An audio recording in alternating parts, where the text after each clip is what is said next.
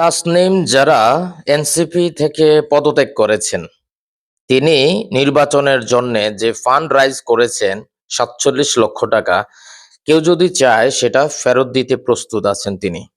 বর্তমানে তিনি স্বতন্ত্র প্রার্থী হিসেবে নির্বাচন করবেন। তিনি যেটা তার ফেসবুক পোস্টে লিখেছেন সেটা হচ্ছে, তিনি চেয়েছেন একটি রাজনৈতিক দলের প্ল্যাটফর্ম থেকে তিনি নির্বাচন করবেন, তার এলাকার মানুষের জন্য তিনি কাজ করবেন। এনসিপি থেকে তিনি কেন পদত্যাগ করেছেন? এনসিপি জামাতের সাথে জোট করতে চায়, অলরেডি হয়ে গেছে। এটা নিয়ে আব্দুল কাদের জ্বালাময় বক্তৃতা দিয়েছেন। যদি জামাত এবং এনসিপি জিতে, তাহলে পশ্চিমারা নাকি, বিশেষ করে আমেরিকান রাহেরা নাকি প্রধানমন্ত্রী হিসেবে জামাতের কাউকে চাচ্ছে না। তাহলে সেখানে জামাত এই কারণে এনসিপির সাথে হয়তো করেছে, জোট করেছে, সেখানে প্রধানমন্ত্রী হিসেবে নাহিদ ইসলাম তিনি থাকবেন।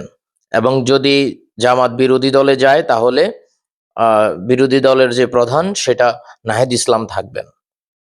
একটা দিক থেকে বিষয়টা ওকে, যে জুলাই যোদ্ধা যারা আছে, যারা সম্মুখ সারিতে ছিল, বিরোধী দলের নেতা হবে অথবা বিরোধী দল সরকারি দলে গেলে এটা কি আদৌ সম্ভব বিএনপিকে হারানো? যদি হারায় বিএনপিকে, তাহলে নাহিদ ইসলাম প্রধানমন্ত্রী হবে। তখন কি জামাত প্রধানমন্ত্রী হিসেবে নাহিদ ইসলামকে সাপোর্ট করবে, নাকি নিজেরাই হচ্ছে প্রধানমন্ত্রীর বিষয়টা? অলরেডি তো আপনারা দেখছেন সোশ্যাল মিডিয়ায় প্রধানমন্ত্রী হিসেবে আপনারা কাকে চান, জামাতের আমির নাকি তারেক রহমান, এই বিষয়ে কিন্তু পোস্ট করছে জামাতের পক্ষ থেকে। এখন তাসনিম যারা পদত্যাগ করেছেন, অর্থাৎ তার যে আইডিওলজি ছিল সেটা থেকে এনসিপি বিচ্যুত হয়েছে, সে কারণে তিনি পদত্যাগ করেছেন। এখানে দেখেন আরো ঘটনা আছে। আসিফ মাহমুদ এবং মাহফুজ আলম, তারা এনসিপিতে আসেন নাই কেন? একটা তো কথা ছিল, তারা যখন প্রথমে সরকারে গেল, তখন একটা বিষয় ছিল, যারা সরকারে গেছে তারা হচ্ছে নির্বাচন করবে না। পরবর্তীতে নাহিদ ইসলাম পদত্যাগ করে এনসিপির প্রধান হওয়ার জন্য, কিন্তু বাকি দুজন কিন্তু পদত্যাগ করেন নাই। পরে তারা নির্বাচনের তফসিল ঘোষণার আগেই হচ্ছে তারা পদত্যাগ করেছে, এবং পদত্যাগ করার পর এনসিপিতে কিন্তু আসে নাই। তখন থেকেই কি তাহলে আসিফ মাহফুজদের সাথে নাহিদ ইসলামদের একটা দূরত্ব হয়েছে? কোনো দলেও যায় নাই আসিফ এবং মাহফুজ আলম। এখন হাসনাত আব্দুল্লাহ, সার্জিস, তারা কি করবেন? তারা সহ কি জামাতে যাচ্ছে, নাকি সেখান থেকে আরো পদত্যাগের ঘটনা আসতে পারে? সবকিছু মিলিয়ে বাংলাদেশের রাজনীতি, যে গণ অভ্যুত্থানের পর যে নতুন রাজনীতি দেখার কথা, সেটা কিন্তু মোটামুটি এনসিপির মাধ্যমে হওয়ার কথা, কিন্তু এনসিপির বিভিন্ন কর্মকাণ্ড এবং সর্বশেষ জামাতের সাথে জোটের কারণে মোটামুটি জুলাই আন্দোলনের বিষয়টা একদম গলা টিপে মেরে ফেলছে এনসিপি। আপনাদের কাছে কি মনে হয়? এইসব প্রশ্ন কিন্তু আসবে, উঠছে। আরেকদিকে আপনারা দেখেন যে কোটা আন্দোলনের সূত্রপাত থেকে প্রধানমন্ত্রী শেখ হাসিনা, স্বৈরাচারী শেখ হাসিনা পালাতে বাধ্য হলো। সেই কোটার শুরু 18 সালের আন্দোলন, তারও আগে শুরু হয়েছে, বাট 18 সালের আন্দোলনটা কিন্তু সারা বাংলাদেশে ছড়িয়ে পড়ে। সেখানকার যে প্রধান, সেইখান থেকে উঠে আসা যে নেতা নুরুল হক নুরু ভিপি হলেন, তারপর তো গণ অধিকার পরিষদ, সেও হচ্ছে অনেক বিতর্কিত কথা বলেছে।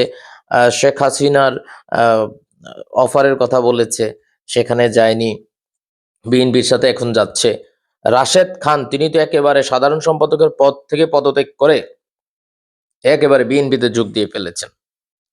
সো এখন বাহিরে আর কোনো দল ওই রকম ভাবে নাই, জোটের বাহিরে একদম স্বতন্ত্র। স্বতন্ত্র শুধু আছে কেউ ব্যক্তিগতভাবে নির্বাচন যদি করে, এনসিপি থেকে পদত্যাগ করে তাসনিম যারা ঘোষণা দিয়েছেন, তাসনিম যারাকে যারা পছন্দ করেন বা যারা লালন করেছেন যে নতুন একটা রাজনৈতিক দল বাংলাদেশকে কিছু উপহার দেবে, সেখান থেকে কি এনসিপি সরে গেল? এনসিপি তাদের খুঁটি শক্ত করলো, নাকি একেবারে নড়বড়ে হয়ে গেল? কি মনে হয় আপনাদের কাছে? তবে আমার কাছে যেটা মনে হয়, এনসিপি যদি এককভাবে নির্বাচন করে, তাহলে নির্বাচনের মাঠে বিএনপি এবং জামাতের সাথে ওইভাবে পেরে উঠবে কিনা যেভাবে ফান্ড রাইজিং করেছে আহ, তাসনিম জারা, ঠিক একইভাবে তাসনিম জারাকে মাঠে মাঠে ভোটাররা সহযোগিতা করবে কিনা, আমার তো মনে হয় তাসনিম জারাকে করবে। এবং যেমন দেখেন, হাদি, ওসমান হাদিকে শুট করে মেরে ফেললো। ওসমান হাদি এই মুহূর্তে যদি তিনি বেঁচে থাকতেন, যা বলার তো আগেই বলেছেন, সবার সমালোচনা করেছেন, এমন এমন কথা বলেছেন, কালজয়ী ডায়লগ দিয়ে গেছেন। হাদিকে আমি খুব মিস করছি। আজকের এই পরিস্থিতিটা দেখলে হাদি কি বলতো? একটাই কথাই বলতো, লোভে পাপ হচ্ছে তাদের এবং পাপে শেষ পর্যন্ত তাদের মৃত্যুই হবে।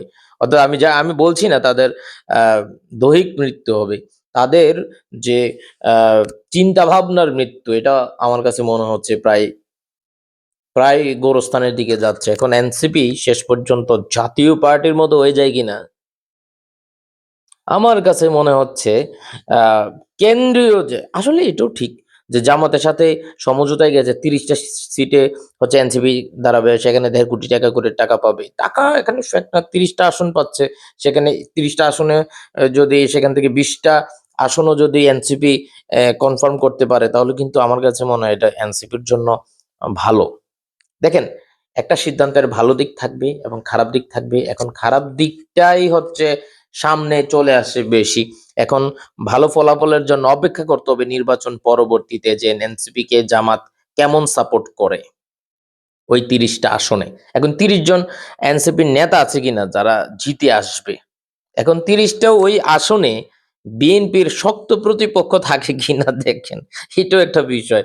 এখন সেখানে যদি বিএনপির শক্ত প্রতিপক্ষ থাকে এবং সেই আসনে এনসিপি কে জামাত দিয়ে দেয়, তার মানে জামাত জানে যে নিশ্চিত এখানে হারতে হবে, তাই আমরা এখানে এনসিপি কে দিয়ে আমাদের হারাটা, আমাদের এই আসন নিয়ে আমাদের টেনশন করার দরকার নাই। আমরা ওই সময়টাতে আমরা অন্য জায়গায় ফোকাস করতে পারি। এখন জামাত কিন্তু রাজনীতিটা করছে, বিএনপি তো করছে বিভিন্ন ইস্যুতে।